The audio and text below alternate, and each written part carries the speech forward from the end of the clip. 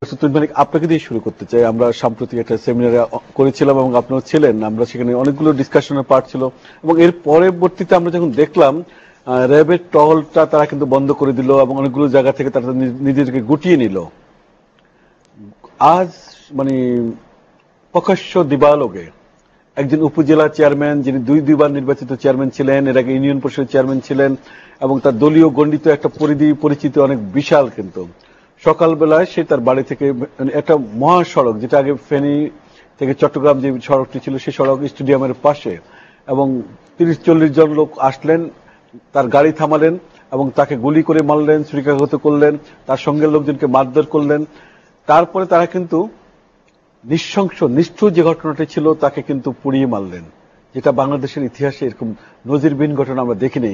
এবং আরো দুর্ভাগ্যজনক সত্য ঘটনাটি হলো, সেই ঘটনাটি আরো কঠিন, মানে শুনতেও খারাপ লাগছে, এখন পর্যন্ত পুলিশ কাউকে শনাক্ত করতে পারেনি। 40 জন মানুষ ছিল, কিন্তু যেখানে 30 থেকে 40 জন, মানে এটা পুলিশের ভাষ্য অনুযায়ী, পুলিশে বলতে 30-40 জন লোক ছিল এবং তারা কম বয়সী, তারা অপরিচিত মুখ, পরিচিত আর অপরিচিত বিষয় নয়, এরকম একটা সড়কে এভাবে এসে কাজ করে চলে যাওয়া, এরপর আবার তারা গায়েব হয়ে গেল, এরকম তো বিষয়টি হতে পারে না। পুরো বিষয়টিকে আপনার এই যে হঠাৎ করে আইন শৃঙ্খলা পরিস্থিতির অবনতি, আরেকটি ঘটনা ছিল আজকে সকালে, সেটা হলো নোয়াখালীর, মানে ফেনীর কাছাকাছি একটা জেলা, নোয়াখালী জেলা, মূল জেলা একসময় তারা একই ছিল, এবং সেখানে চাটকিল নামক একটা এলাকাতে দুজনকে প্রকাশ্যে গুলি করে হত্যা করা হলো। একজন মুক্তিযোদ্ধাকে তার বাড়ির মধ্যে চাঁদপুরে নৃশংসভাবে হত্যা করা হলো। একই দিনে এতগুলো নিষ্ঠুর ঘটনা কি বলবেন আইন শৃঙ্খলা পরিস্থিতির অবনতি নিয়ে? না, এটা তো আপনি সঠিক বলেছেন যে গত 43 বছরে আমরা এরকম বর্বরতা, এরকম পশুত্ব দেখিনি। না, হিংসারও একটা শেষ আছে। কিন্তু আজকে যে ঘটনাটা ঘটানো হলো, দেখেন, আমরা তো ক্রস ফায়ার দেখেছি, এনকাউন্টার দেখেছি, তারপর লাশ, গুম, খুন, পানিতে ভেসে ওঠা দেখেছি, কিন্তু আগুনে পুড়িয়ে, এরকম গুলি করে মেরে আগুনে পুড়িয়ে তাকে অঙ্গার করে ফেলা, এই কোথাকার নৃশংসতা। এবং আজকে কিন্তু সকালে আপনি যেটা বলেছেন, সকালে যুবলীগের গুলিতে 2 জন পরিবহন শ্রমিক নিহত হয়েছেন চাটখিলে, কিন্তু সেই কাহিনী মুছে গেছে, কারণ সেটা ছিল পরিবহন শ্রমিকের। কিন্তু আজকে আওয়ামী লীগের একজন উপজেলা পরিবহন শ্রমিকগুলো কিন্তু আওয়ামী লীগের কর্মী ছিল, কিন্তু পরবর্তী সঙ্গে আমরা যেটা জানতে পারলাম একই রকম, একই সংগঠন।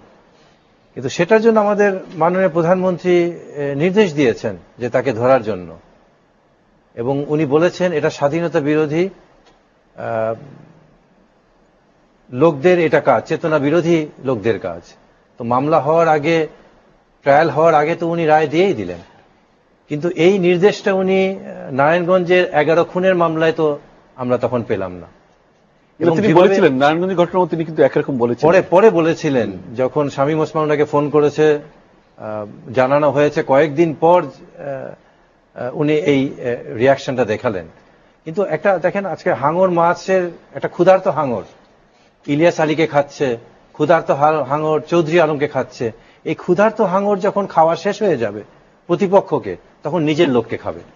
আমি সেদিনও বলেছি যে আওয়ামী লীগের এটা কোন ধরনের রাজনীতি, যে তারা নিজের লোককে নিজেরা মেরে আনন্দ পায়। আপনি কারাগারে জাতীয় 4 নেতাকে কারা মেরেছে, ও নরসিংদীর লোকমানকে কারা মেরেছে, নারায়ণগঞ্জের 7 জন প্লাস 11 জনকে কারা মেরেছে, আপনার মিল্কি হত্যার যুবলীগের কারা মেরেছে, ইভেন আপনার ভোলার এক সংসদ সদস্য সংসদ ভবনের ভিতরে, ইব্রাহিম, সংসদ সদস্যের গাড়ির ভিতরে সংসদ সদস্যের আর্মসে গুলিতে উনি সেই অস্ত্রে মারা গেছেন।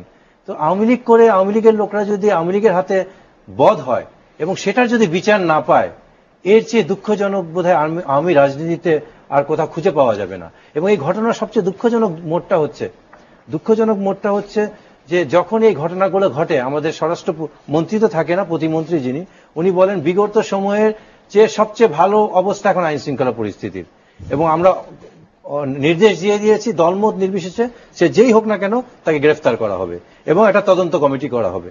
এই যে তদন্ত কমিটি গ্রেফতারের নির্দেশ, এই ঢামাডোলে চাপাতে চাপাতে একসময় এটা পড়ে যায় বিরোধী দলের উপরে। যেমন সাহারা খাতুন, সাবেক মন্ত্রী, উনি বললেন নূর হোসেন বিএনপির গুপ্তচর হিসেবে এসেছিল, এসে সে আওয়ামী লীগের লোককে হত্যা করেছে। শুধু তাই না, মায়া, মুফাজ্জল হোসেন চৌধুরী মায়া উনি বলছেন যে আমার মেয়ের জামাই গুপ্তচর ছিল বিএনপির এবং আমাকে না জানিয়ে গোপনে ধোঁকা দিয়ে আমার মেয়েকে বিয়ে করেছে।